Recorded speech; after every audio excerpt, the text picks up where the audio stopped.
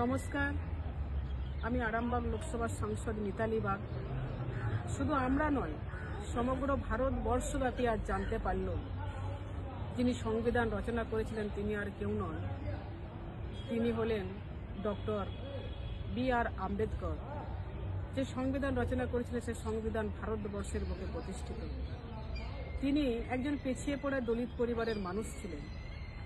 তিনি বুঝেছিলেন জাতি, উপজাতি, জনজাতি দুঃখ যন্ত্রণার কথা। তারপর তিনি সংবিধান তুলে ধরেছিলেন ভারতবর্ষের বুকে। সেই সংবিধান প্রণেতাকে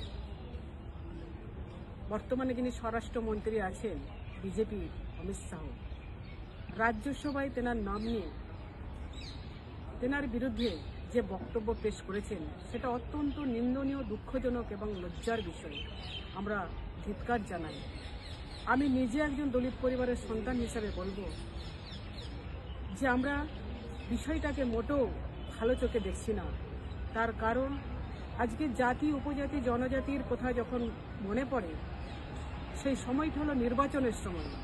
নির্বাচন আসলেই সাধারণ মানুষের কথা মনে পড়ে, আর নির্বাচন চলে গেলেই জাতি, উপজাতি, জনজাতি সাধারণ মানুষকে কীভাবে অপমান করতে হয় সেটা আরও একবার প্রকাশ পেল, যেটা সবাই সাক্ষী হয়ে রইল, ইতিহাসও সাক্ষী হয়ে রইল। তার জন্য আজকে আমাদের প্রতিবাদ। যতদিন না পর্যন্ত আমরা প্রতিকার পাচ্ছি, তিনি যতদিন না ক্ষমা চাইছেন ততদিন পর্যন্ত আমরা জাতি, উপজাতি, জনজাতির মানুষরা তো আন্দোলন চালিয়ে যাব এবং তার সঙ্গে সঙ্গে আমার তৃণমূল কংগ্রেসের পরিবারও এই আন্দোলন চালিয়ে যাবে।